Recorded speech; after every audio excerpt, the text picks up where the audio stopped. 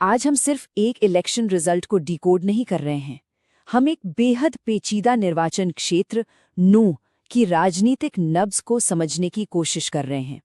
ये समझने के लिए कि एक नेता और वहां के नागरिकों के बीच का असल कॉन्ट्रैक्ट, असल रिश्ता क्या है। तो चलिए इसमें गहराई से उतरते हैं। तो हमारी ये जो पूरी एनालिसिस है, इसको हम 3 हिस्सों में देखेंगे। पहले नूह की ज़मीनी हकीकत क्या है, फिर उन हकीकतों को नंबरों में कैसे देखा जा सकता है, और आखिर में इन सब से सीखकर आगे बढ़ने का एक ठोस रास्ता, एक ब्लूप्रिंट क्या हो सकता है। कहीं की भी पॉलिटिक्स समझने हो ना, तो सबसे पहले उसकी ज़मीन को, उसकी मिट्टी को समझना ज़रूरी होता है। तो चलिए शुरुआत करते हैं नूह से, जिसे मेवात के नाम से भी जाना जाता है, और समझते हैं कि ये इलाका इतना अलग क्यों है। ये जो आप स्क्रीन पर देख रहे हैं, ये नूह है, एक ऐसा इलाका जो सामाजिक और आर्थिक पैमानों पर पिछड़ा जरूर है, लेकिन जहां के लोगों में गजब का जुझारूपन है, एक लचीलापन है। अब देखिए, नूह की सियासत की जो सबसे बड़ी, सबसे बुनियादी सच्चाई है, वो है वहां की डेमोग्राफी। करीब 79% आबादी मेव मुस्लिम समुदाय की है, और ये एक ऐसा फैक्टर है जो वहां के हर राजनीतिक समीकरण को तय करता है। पर देखिए, अकेले डेमोग्राफिक्स से पूरी पिक्चर क्लियर नहीं होती। असली सवाल तो ये है कि जमीन पर जो लोग रह रहे हैं, जो वोटर्स हैं, वो असल में मांग क्या रहे हैं, उनके मुद्दे क्या हैं। ये जो लिस्ट है ना, ये कोई पॉलिटिकल मैनिफेस्टो नहीं है। ये नूह के लोगों की रोजमर्रा की जिंदगी का आईना है। टूटी सड़कें, आती जाती बिजली, पानी की किल्लत, अच्छी पढ़ाई के मौकों की कमी, ये सब दशकों से चले आ रहे एक गहरे गवर्नेंस डेफिसिट, मतलब शासन के घाटे की निशानियां हैं। ये नूह के एक रहने वाले की सीधी आवाज है, और ये आवाज पूरे इलाके की भावना को बयां करती है। जब लोग विकास के सबसे बुनियादी पिलर यानी शिक्षा की मांग कर रहे हों, तो ये अपने आप में एक बहुत ताकतवर संदेश होता है।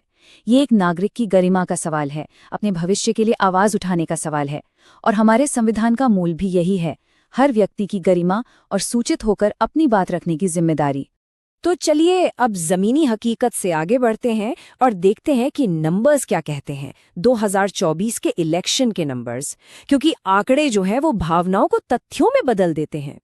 यहाँ देखिए, वोटर टर्नआउट करीब करीब 75%। ये कोई मामूली आंकड़ा नहीं है। ये साफ साफ बताता है कि नूह के लोग अपने भविष्य को लेके उदासीन नहीं हैं, बल्कि वो फिक्रमंद हैं और अपनी आवाज सुनाना चाहते हैं। वो बदलाव के लिए वोट कर रहे हैं। 47,000, ये विनिंग मार्जिन है। इतना बड़ा अंतर, ये कोई छोटी मोटी जीत नहीं, ये एक लहर है, एक साफ जनादेश है। इसमें कोई अगर मगर की गुंजाइश नहीं है। वोटर्स ने बहुत क्लियर फैसला दिया है। और ये चार्ट देखिए, इससे साफ पता चलता है कि ये बदलाव कितना बड़ा था। कांग्रेस का वोट शेयर सीधा 42% से बढ़कर लगभग 59% हो गया, और वहीं बीजेपी का वोट शेयर देखिए कैसे गिरकर सिर्फ 10% पे सिमट गया। ये एक नॉर्मल स्विंग नहीं है। तो सोचिए, 2019 में जहां बिल्कुल कांटे की टक्कर थी, वहीं 2024 आते आते पूरा खेल ही पलट गया।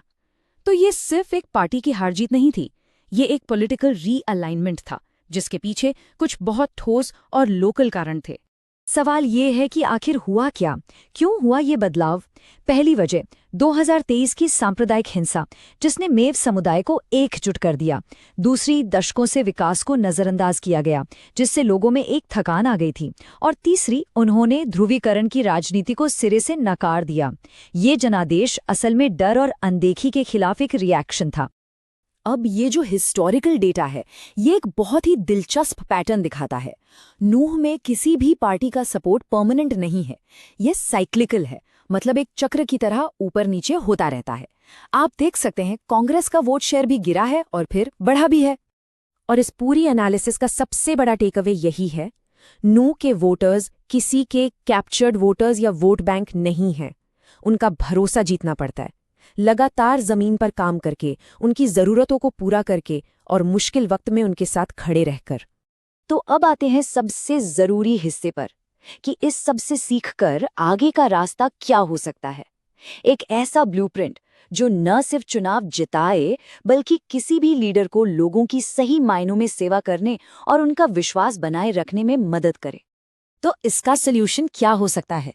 इसके लिए एक फ्रेमवर्क सोचते हैं, जिसे हम चतुर्मुख सिद्धांत यानी 4 फेस्ड स्ट्रैटेजी कह सकते हैं।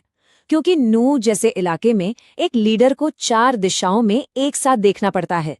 ये सिर्फ चुनाव जीतने के लिए नहीं, बल्कि शासन करने का हक कमाने के लिए है। इस स्ट्रैटेजी के 4 पिलर्स हैं, 4 चेहरे जो सब एक साथ काम करते हैं। खुद उम्मीदवार, जमीन के असल मुद्दे, पूरा समुदाय और सामने खड़ा प्रतिद्वंद्वी।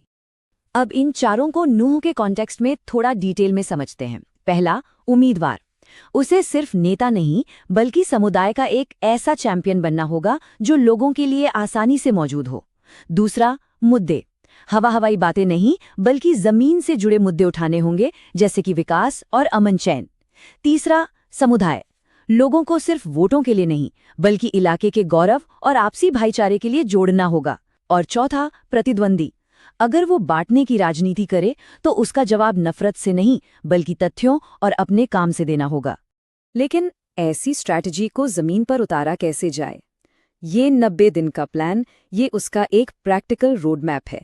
इसकी शुरुआत लोगों को सुनने से होती है, फिर अपने संदेश को ताकत से उन तक पहुंचाने से, और आखिर में बूथ लेवल पर मेहनत करके ये पक्का करने से कि हर वोटर अपनी आवाज का इस्तेमाल करे।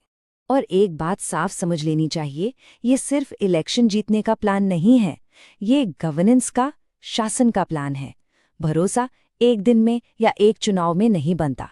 ये एक जिम्मेदारी है जो भरोसे पर टिकी है, और आज के डिजिटल युग में ये भरोसा लोगों की निजी जानकारी की सुरक्षा और उनकी सहमति का सम्मान करने से और भी मजबूत होता है, जैसा कि भारत का DPDP फ्रेमवर्क भी रेखांकित करता है। इसका मतलब आज के लीडर को एक दोहरा रोल निभाना पड़ता है। एक फाइटर का, जो समाज को तोड़ने वाली ताकतों के खिलाफ दीवार बनकर खड़ा हो, और साथ ही एक बिल्डर का, जो सब्र के साथ दिन रात मेहनत करके एक बेहतर कल की नींव रखे। और आखिर में ये बात हमेशा याद रखनी होगी कि राजनीति का असली काम वो शोर शराबे वाला नहीं होता। असली बदलाव धीमे, मुश्किल और लगातार किए जाने वाले काम से आता है, एक एक ईंट जोड़कर एक बेहतर भविष्य बनाने से। तो नूह की जनता ने अपना फैसला दे दिया है। उन्होंने अमन और तरक्की को चुना है। अब असली सवाल, असली चुनौती नेतृत्व के सामने है कि इस जनादेश को जमीन पर एक मजबूत हकीकत में कैसे बदला जाए। यही सबसे बड़ी चुनौती है। अगर आप एक जन केंद्रित नेता बनना चाहते हैं और अपने निर्वाचन क्षेत्र का उत्थान करना चाहते हैं, तो blueprintstrategies.ai से mgr@blueprintstrategies.ai पर संपर्क करें या 08042041602 पर कॉल करें। राजनीति से परे एक उद्देश्य।